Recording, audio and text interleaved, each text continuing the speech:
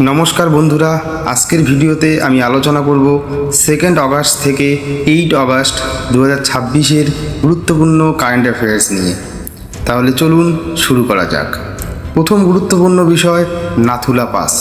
6 বছর পর নাথুলা দিয়ে ভারত ও চীনের মধ্যে সীমান্ত বাণিজ্য আবার শুরু হয়েছে। নাথুলা সিকিমে অবস্থিত এবং এটি সিকিমকে চীনের তিব্বত স্বায়ত্তশাসিত অঞ্চলের সঙ্গে যুক্ত করে। সমুদ্রপৃষ্ঠ থেকে এর উচ্চতা প্রায় 4310 মিটার। এটি প্রাচীন সিল্ক রুটের একটি গুরুত্বপূর্ণ অংশ ছিল। দ্বিতীয় গুরুত্বপূর্ণ খবর পরিবেশ সংক্রান্ত। অরুণাচল প্রদেশের গ্লো লেক ভারতের 101তম রামসার সাইট হিসেবে ঘোষিত হয়েছে। এটি অরুণাচল প্রদেশের প্রথম সরকারি রামসার সাইট হিসেবে গুরুত্বপূর্ণ। গ্লো লেক লোহিত জেলায় কামলাং টাইগার রিজার্ভের মধ্যে অবস্থিত একটি মিঠা পানির হ্রদ। এখানে হোয়াইট বেলিড হেরন এবং ক্লাউডেড লেপার্ডের মতো গুরুত্বপূর্ণ প্রাণী পাওয়া যায়। তৃতীয় গুরুত্বপূর্ণ বিষয় এশিয়াটিক ওয়াইল্ড বাফেলো। ছত্তিশগড় সরকারের সংরক্ষণের জন্য নতুন উদ্যোগ নিয়েছে। অসম থেকে বন্য মহিষ এনে সংরক্ষিত এনক্লোজারে রাখার পরিকল্পনা করা হয়েছে। বিশ্বের 90%-এরও বেশি এশিয়াটিক ওয়াইল্ড বাফেলো ভারতে পাওয়া যায়। IUCN রেড লিস্ট অনুযায়ী এটি এন্ডেঞ্জার্ড শ্রেণীভুক্ত।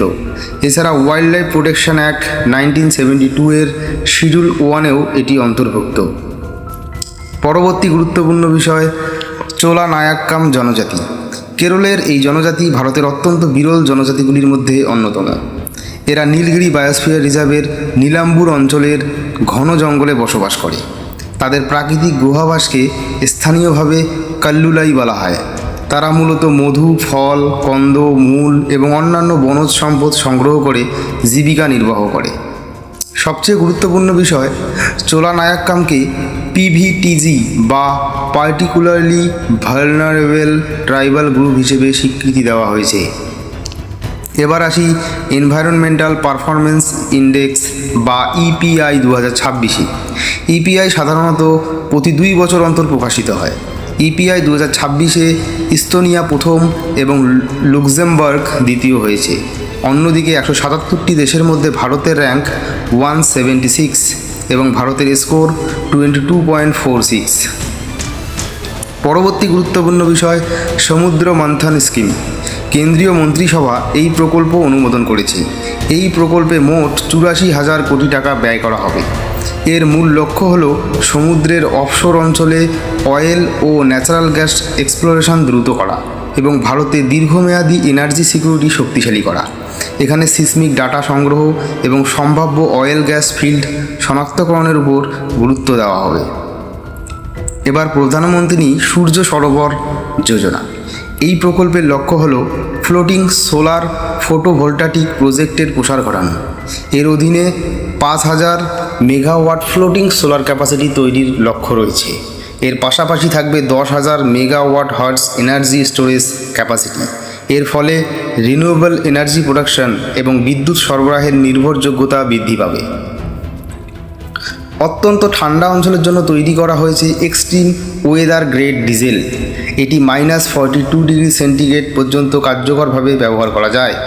ইন্ডিয়ান আর্মি এবং অয়েল মার্কেটিং কোম্পানিজ যৌথভাবে এটি তৈরি করেছে। এটি BS6 এমিশন স্ট্যান্ডার্ড এবং IS 1460-2025 স্ট্যান্ডার্ডসের সঙ্গে সামঞ্জস্যপূর্ণ। লাদাখ এবং সিয়াচেনের মতো অত্যন্ত ঠান্ডা অঞ্চলে এটি বিশেষভাবে গুরুত্বপূর্ণ।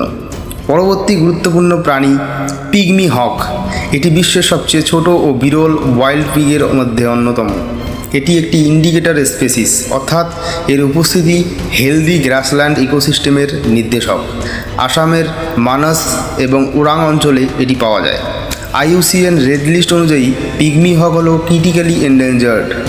ওয়াইল্ড লাইফ প্রোটেকশন অ্যাক্ট 1972-এর শিডিউল 1-এও এটি অন্তর্ভুক্ত।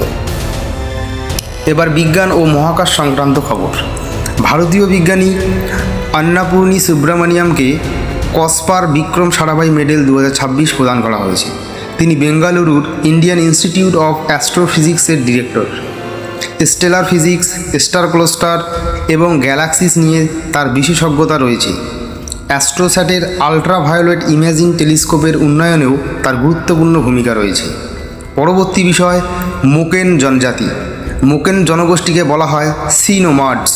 তারা মূলত মায়ানমার ও থাইল্যান্ডের কাছাকাছি আন্দামান সি অঞ্চলে বসবাস করে।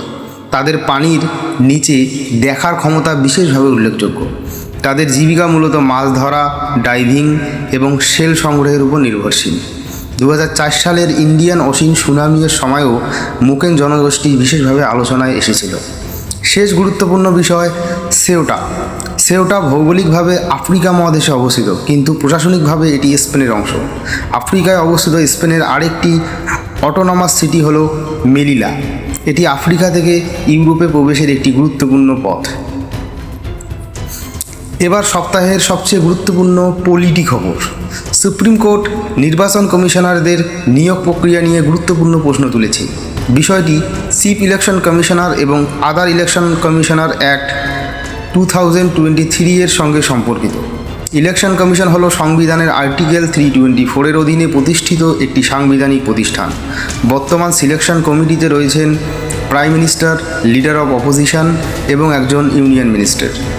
মূল প্রশ্ন হলো, নির্বাচন কমিশনের মতো গুরুত্বপূর্ণ সাংবিধানিক প্রতিষ্ঠানের নিয়োগ প্রক্রিয়ায় স্বাধীনতা ও দৃশ্যমান নিরপেক্ষতা কীভাবে নিশ্চিত করা যায়। আজকের কারেন্ট অ্যাফেয়ার্সের মধ্যে কোন কোন বিষয় আপনার কাছে সবচেয়ে গুরুত্বপূর্ণ মনে হয়েছে কমেন্টে অবশ্যই জানাবেন। আর এই ধরনের গুরুত্বপূর্ণ কারেন্ট অ্যাফেয়ার্সের ভিডিও নিয়মিত পেতে ভিডিওটি লাইক করুন, বন্ধুদের সঙ্গে শেয়ার করুন এবং চ্যানেলটিকে সাবস্ক্রাইব করুন। ধন্যবাদ।